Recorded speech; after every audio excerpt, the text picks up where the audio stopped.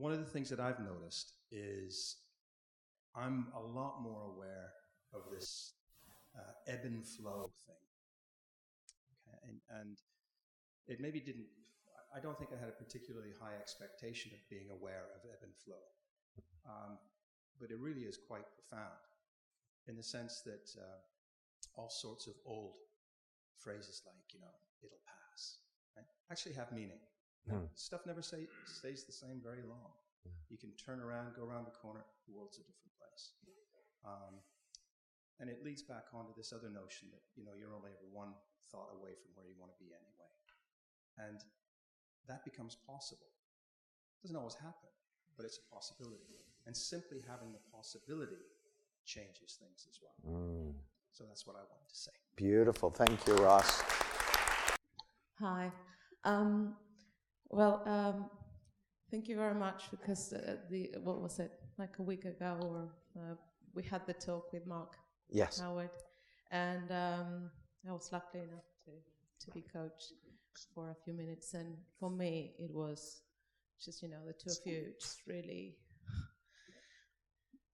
I thought, well, I turn up, I was there, and Mark says, I can't get a handle of you. And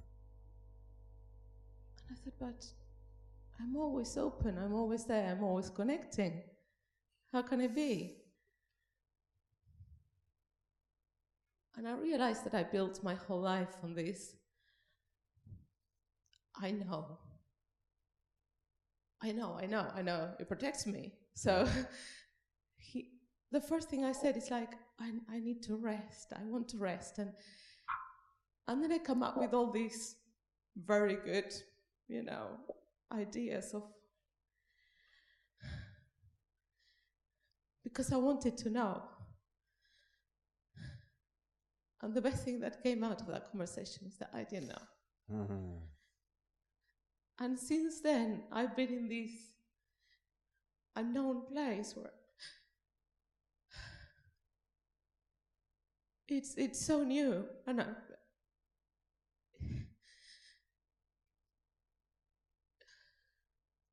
have to let myself not know, and it's the best thing that's happened. So thank you. Beautiful. Hi, everyone. Hi, Debbie. For come to the thing of what's happened in the last month, it's been quite an emotional, personal turmoil time, sort of over Christmas, and what's been going on in my personal life. However,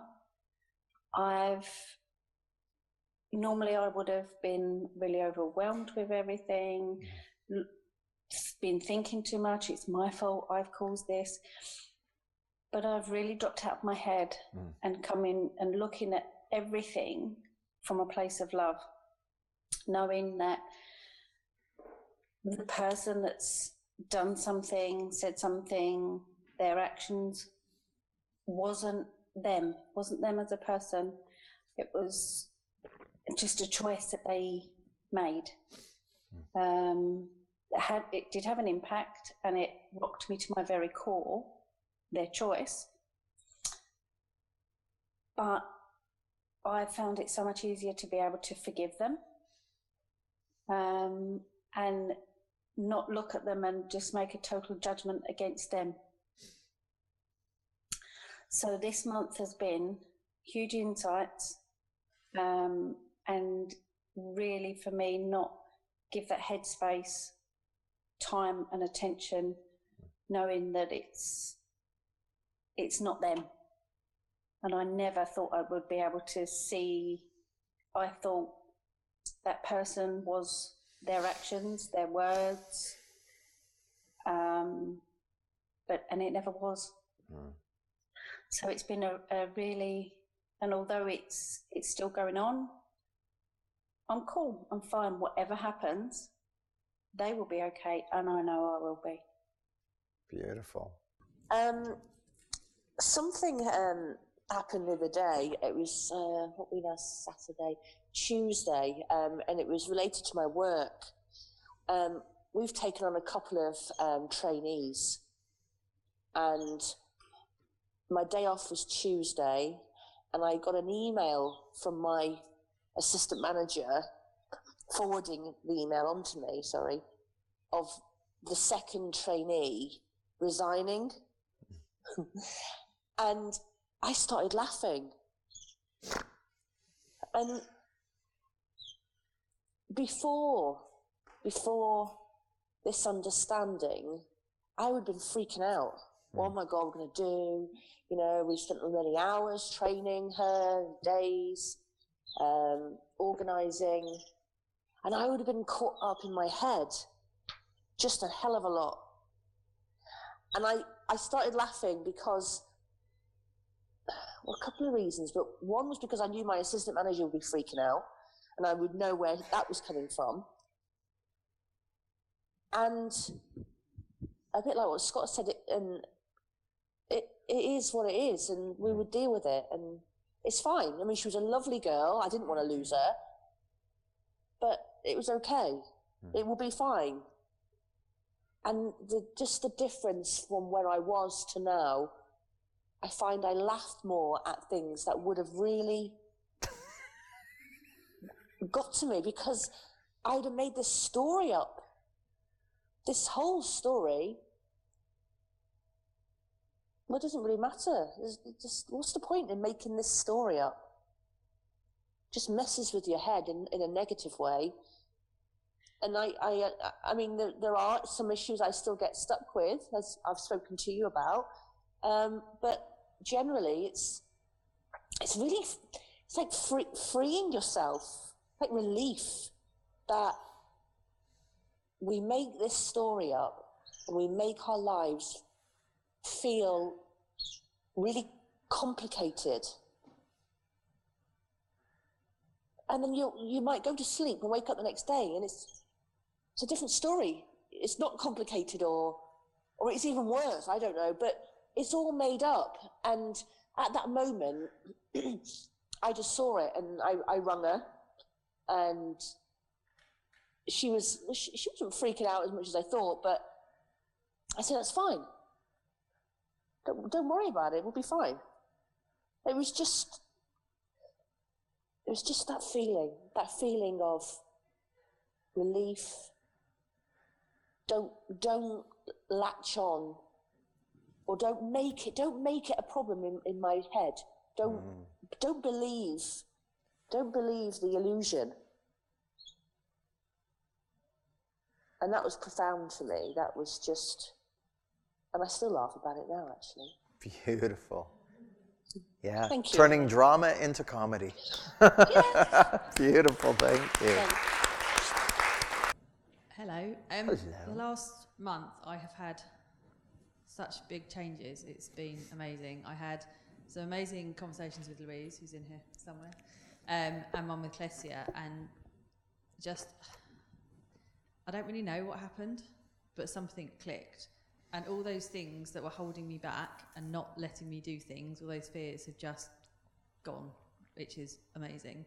And I'm able to kind of be more visible to people and put myself out there, when before there was no way I was doing that. Even standing up here was never going to happen. It's nice to see you.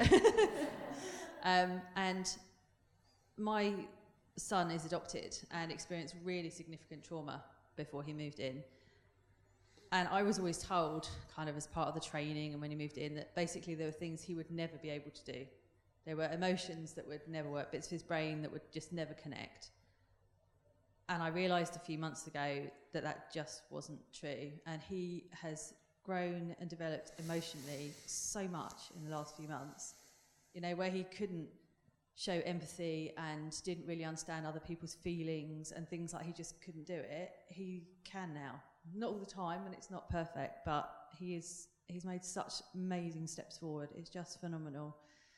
And we had to go to A&E this week because he unfortunately was taken quite ill. And whereas before I'd have been like at panic stations, you know, you think, oh my God, I'm really, really worried now. And I was driving him down to A&E, having been sent by the doctor, completely calm. And I said, there is no point in panicking about this. You know, whatever happens, happens. And it just made me realise how much I've changed and how much, hopefully, I can help other families and other adopted kids realise that they can achieve so much when they've been told they can't. Beautiful. Thank you. Okay, well, something's different for me. There's so much chaos going on in my life, but it's really different. My girlfriend and I, we're not working out. She's looking for somewhere else to live. She's taking the dog.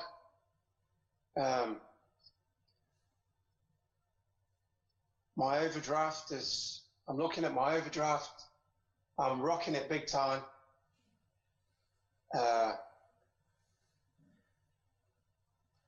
a bunch of other stuff as well. But what's different is that I'm curious about it, and I know that it's okay. It's not, and I'm so intrigued by that my circumstances aren't affecting me as much as they were before. I started a new job this week, and I've been thrown into an environment which I've never ever been in before, working with a bunch of lorry drivers on a weighbridge. So it's more like a building site.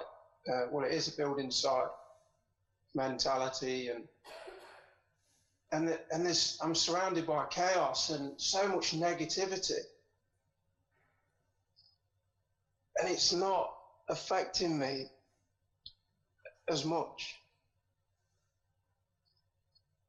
And it's a beautiful thing. It's absolutely, I'm running out of words, because this is just the beginning.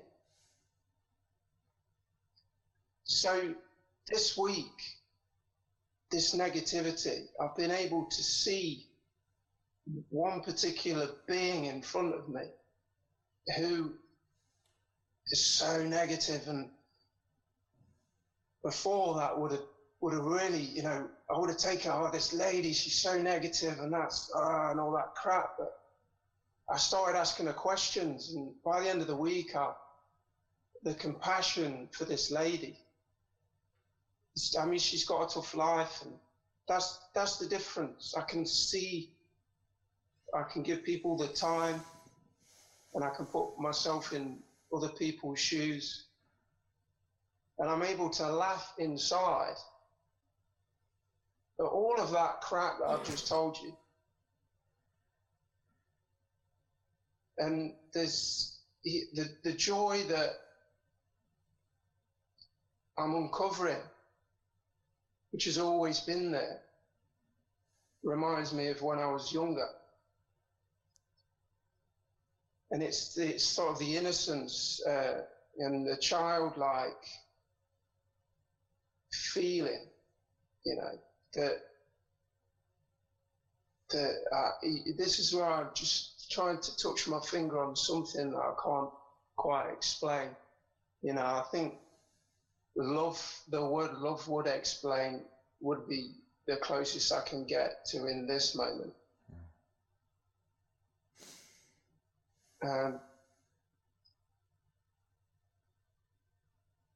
Laughter as well, it all comes from the same place. They're different words, they're coming from the same place.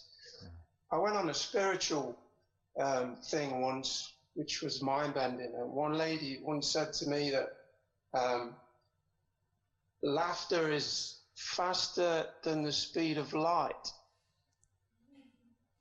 And at the time I was like, yeah, radio, whatever. But that's coming back into my awareness, because it's so true for me. But that makes sense. Forget the speed of light, and if that was a physical thing, because that's in the world of form. It's faster than the speed of light because it's coming from where we're coming from. And Yeah, thank you, everyone. Beautiful. Thank you, Stephen.